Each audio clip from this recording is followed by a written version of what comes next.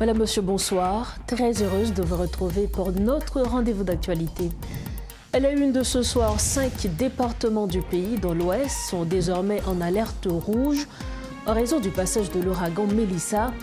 De fortes pluies et des rafales de vent sont prévues, augmentant ainsi le risque d'inondation et de glissement de terrain, alerte les responsables de la Direction générale de la protection civile.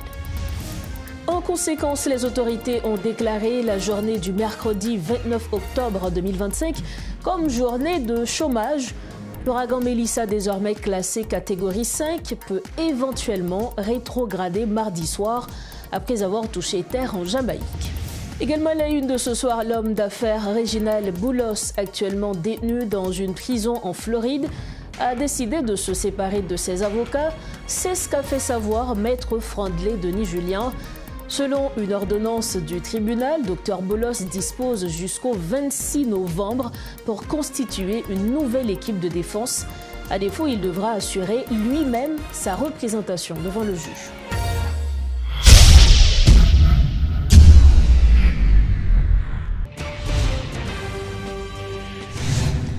Bienvenue au développement des titres de l'actualité. On démarre ce journal en météo.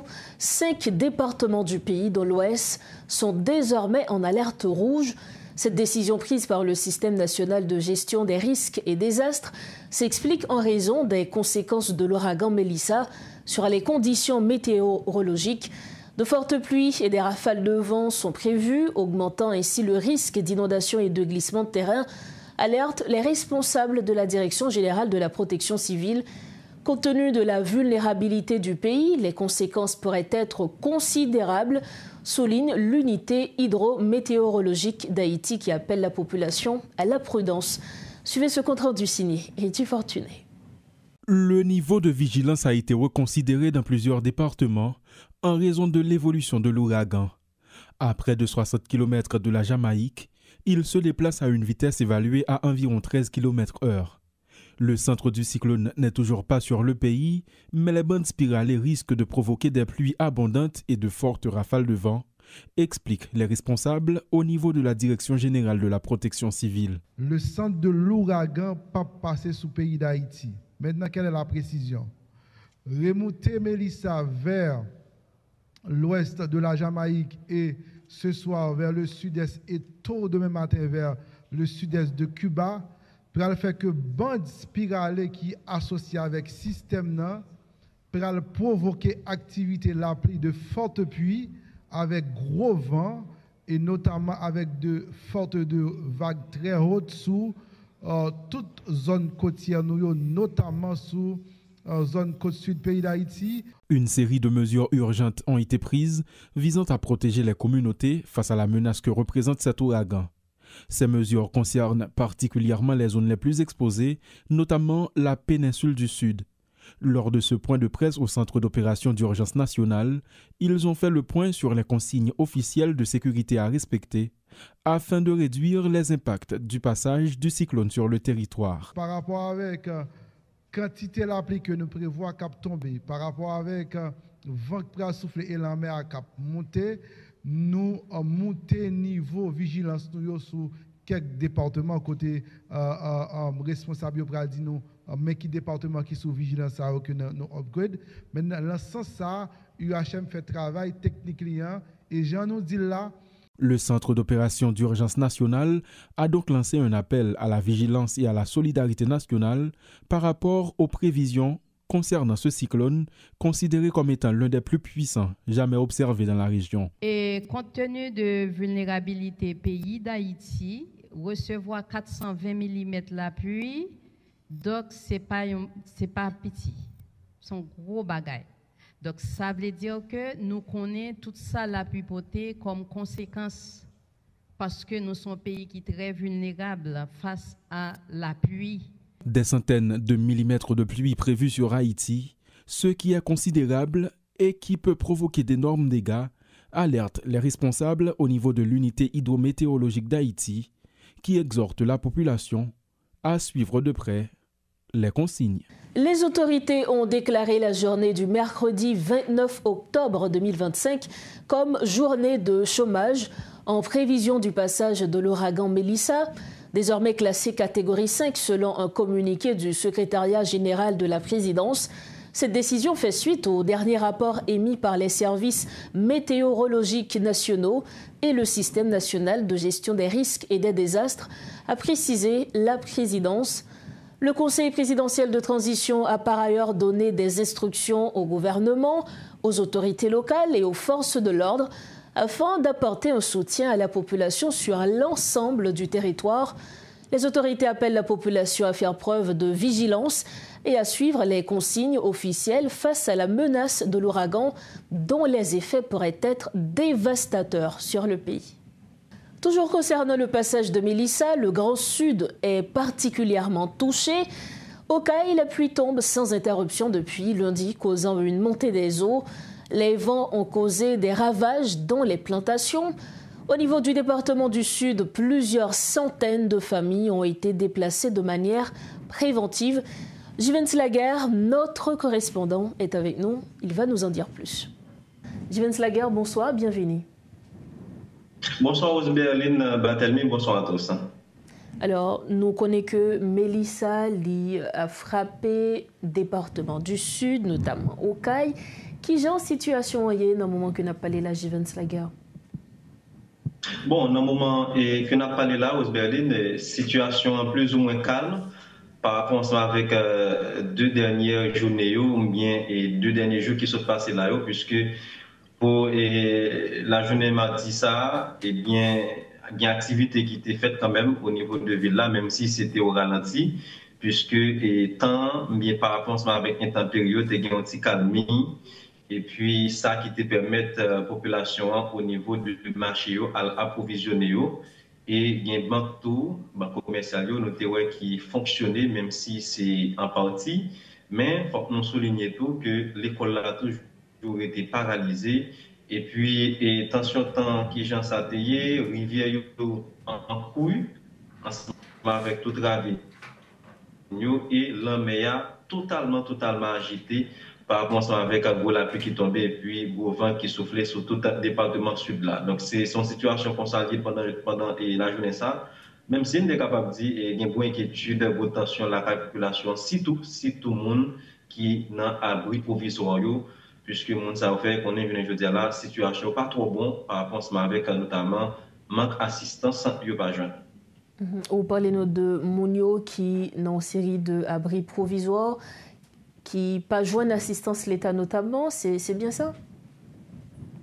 Oui, effectivement, puisque selon les autorités dans le département, notamment les autorités dans la protection civile, il y a, je dis à la Berlin, presque 1000 familles qui n'ont capable de dire pour une trentaine d'abris provisoires qui gagnent monde là-dedans. Mais il faut que nous soulignions qu'il y a 191 abris que l'autorité a identifié pour capable recevoir monde et c'est environ une trentaine qui est déjà un monde qui est occupé là-dedans.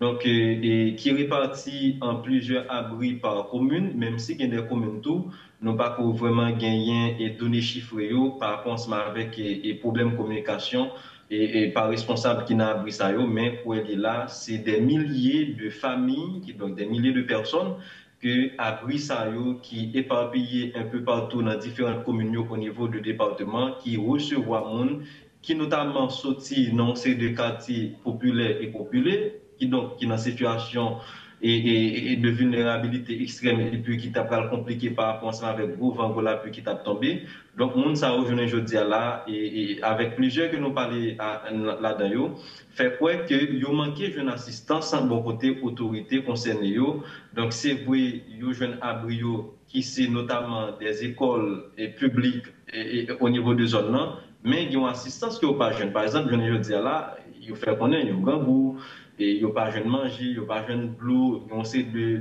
éléments qui n'ont pas jeune pour capable survivre dans le milieu ça. Donc on est qui pas pari vraiment pour recevoir monde puisque c'est des établissements scolaires qui est et ça qui vraiment compliqué situation. Hein. Et en termes de dégâts, Rose Berlin, il faut nous souligner que Mélissa ont bien fait Mélissa et vraiment fait ressentir au niveau du département. Par exemple, on sait de communes sous côte sud là. Et il y a un cimetière qui est écrasé, en pile jardin, banane, pois et maïs, avec l'autre denrée totalement crasée dans Saint-Jean-du-Sud, notamment au niveau de première section. C'est même situation pour Chardonnière. Il y a une tête de bétail qui perdit à cause de la pluie, vent qui t'a soufflé.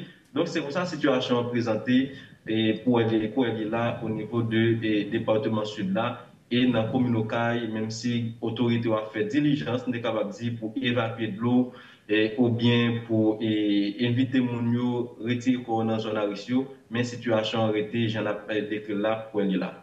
Et en perte de vie humaine, bilan l'irrité inchangé. Givens. Oui, bilan était inchangé par rapport avec CASA, puisque nous n'avons pas vraiment officiellement recensé des pertes de vie en vie humaine, mais nous connaissons tout, il y a des gens qui sont exposés, qui sont totalement exposés, et ces cas, il y a une série d'habitants qui dans une série quartier populaire au niveau de ville locale même. Donc, quartier c'est des taudis, et il faut que nous soulignions tous Berlin. Et maisons de fortune, c'est des maisons de fortune qui étaient construites, bien habitants, ils ont fait façon, ils ont entré là-dedans après le tremblement de terre 14 août 2021.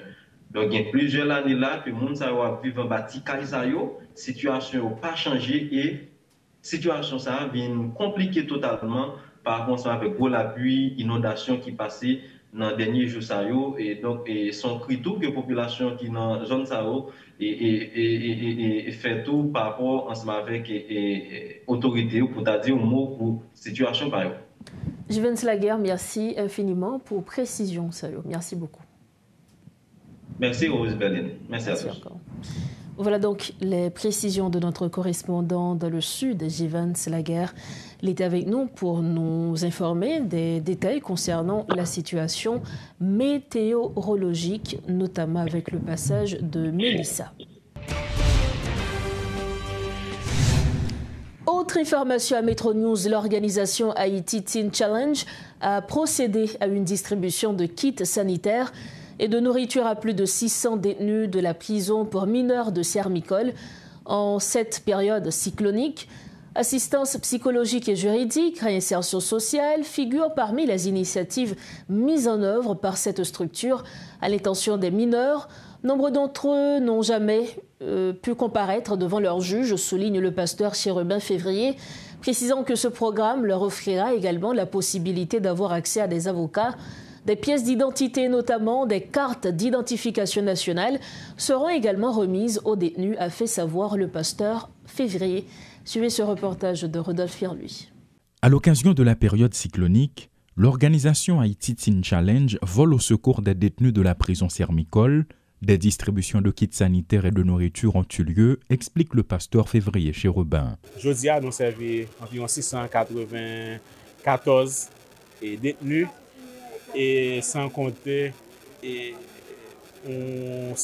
environ une centaine de personnes qui sont dans l'administration qui a servi et prisonniers. Une activité qui entre dans le cadre d'un programme social visant à réinsérer des détenus. Plusieurs assistances sont également prévues à leurs intentions, y compris des pièces d'identité. Nous devons faire ça, nous mettons le programme ça sous pied pour nous donner un coup de main à la société. Parce que c'est nécessaire que chaque monde qui est dans la prison, il a besoin de la prison parce que il gagne une peine que la paye pour lui. Donc, le package que nous gagnons, Jean-Stéphane dit, il a besoin d'assistance psychosociale, nous paraît, pour avec les travailleurs sociaux que nous avons un psychologue pour nous aider dans le moment que nous sommes en prison pour être capable de vivre et préparer pour réinsérer la société. Un jeune qui est rentré là à 14-15 ans. De nombreux représentants de la prison n'ont pas caché leur position par rapport à cette initiative. Pour nous rejoindre dans le programme, ça nous même sur le plan juridique, pour nous accompagner, travailler ça dans le cadre d'assistance légale, juridique et légale, nous fait pour nous capables. Dans quel niveau et en pile de monde, en pile de mesdames, surtout si nous sommes capables de une libération et le plus vite que possible. Parce que en 2013, nous avons fait un état des lieux de situation dans Sermicole. Là, ça nous avons environ 133 détenus. Et à ma grande surprise avec l'insécurité, j'ai la calopé là. nous venons gagner prison pour des bouquets, cabaret écrasés, donc obligé de venir avec mesdames ici là et messieurs. Donc selon le rapport, nous avons environ 700 personnes qui est là. Donc imaginez l'espace n'a pas fait pour ça. Puis nous venons gagner sur 133, ou bien presque 600 qui est ajouté. Donc c'est une situation qui est vraiment difficile, qui est chaotique.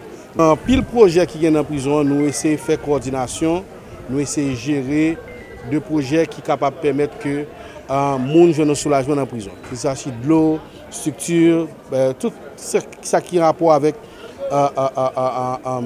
questions qui permettent que les prisonniers bien fonctionnent. Des programmes sociaux ont été mis en place en vue de permettre aux jeunes détenus de Sermicole de se réinsérer.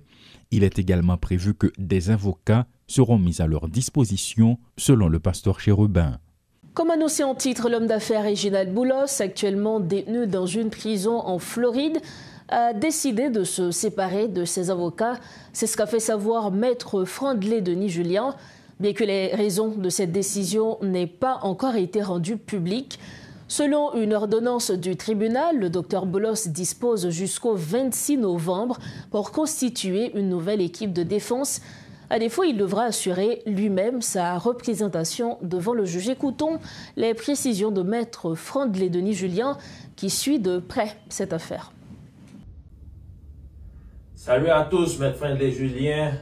Ça son vidéo suivi sous docteur sous le dossier Réginald Boulos là. Et hier, je dit nous que toute équipe là t'est quittée, t'est demandé au juge pour permettre de quitter. D'après information que je gagne, c'est avant Réginald Boulos qui décidait d'aller avec une autre équipe. Donc, nous avons que tu as 3 avocats qui demandent au juge là pour permettre de quitter l'affaire là. Et moi, que j'ai fait un commentaire qui dit que toi, les était 27 parce que tu es toujours et information erronée qui te dit que c'est 30 avocats que tu as, c'est pas vrai du tout. Donc, c'est toute équipe là que Réginald Boulos décidait et séparé avec lui et qu'on y a là nous avons au-delà côté juge là jodi a mais copie au-delà juge là étant accepté que avocat sorti dans cas et juge là bail Réginald Boulos jusqu'à 26 novembre pour le venir avec une nouvelle équipe et si il pas venir avec une nouvelle équipe la obligé représenter tête li c'est ça juge là dit.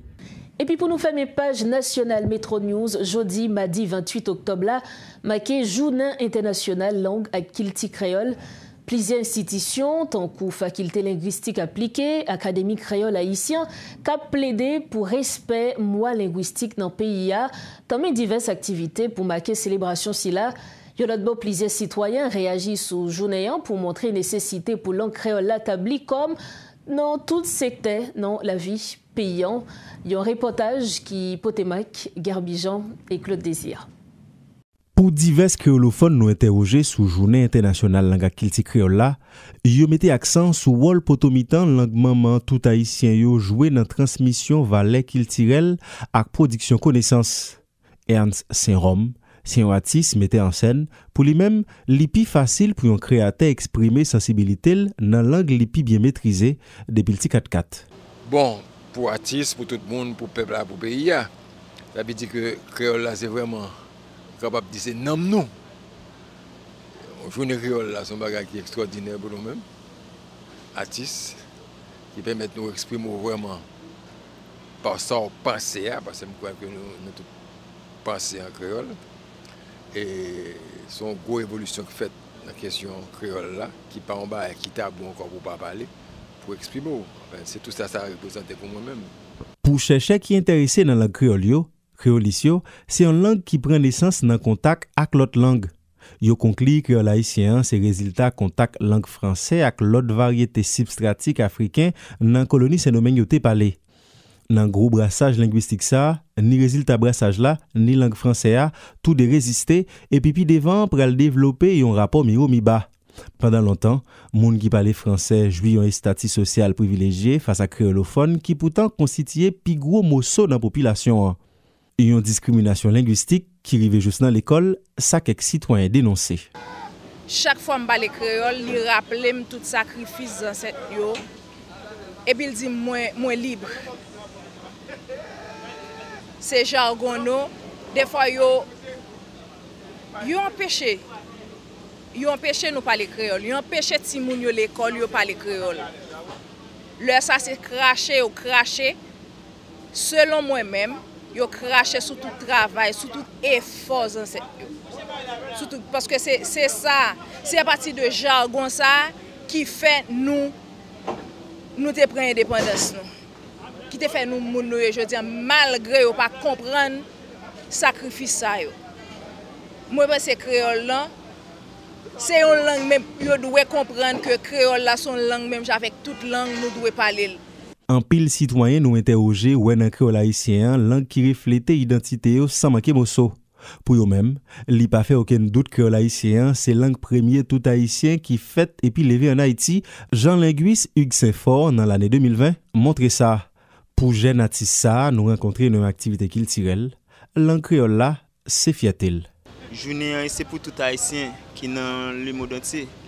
Créole là et créole pas nous lié et que créole et langue maman nous depuis nous levé maman nous papa nous te mettre sous terre de parler. Bon, oui, dans un faut fait pour créole la rétablir dans la société. Académie créole haïtien, ACA, déjà produit des résolutions sur orthographe langue dans l'idée pour mettre plus stricti. Bon côté pal, faculté linguistique appliquée, impliquée dans la recherche scientifique.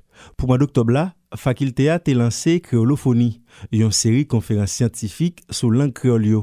Académie créole haïtien tout, bon côté pal, dans tête collée avec Direction nationale livre, DNL, te organisé une gros journée livre créole vendredi passé en baptême DNL ak ACA, main en main pour promotion langue ak kilti créole. Un geste qui inscrit dans même perspective promotion langue créole yo, cap marqué par en avant dans production littéraire. Nous arrivons au terme de ce journal. Avant de partir, le rappel des principaux titres. 5 départements du pays dans l'Ouest sont désormais en alerte rouge à raison du passage de l'ouragan Mélissa. De fortes pluies et des rafales de vent sont prévues, augmentant ainsi le risque d'inondation et de glissement de terrain, alerte les responsables de la Direction générale de la protection civile. En conséquence, les autorités ont déclaré la journée du mercredi 29 octobre 2025 comme journée de chômage. L'ouragan Mélissa, désormais classé catégorie 5, peut éventuellement rétrograder mardi soir après avoir touché terre en Jamaïque. Et puis l'homme d'affaires Réginald Boulos, actuellement détenu dans une prison en Floride, a décidé de se séparer de ses avocats. C'est ce qu'a fait savoir Maître Frandelé Denis Julien. Selon une ordonnance du tribunal, Dr Boulos dispose jusqu'au 26 novembre pour constituer une nouvelle équipe de défense. À défaut, il devra assurer lui-même sa représentation devant le juge. C'est ainsi que nous refermons cette édition de Métro News. Merci infiniment de votre attention et surtout de votre confiance. On se retrouve bientôt. Bonsoir. Dans le pays d'Haïti.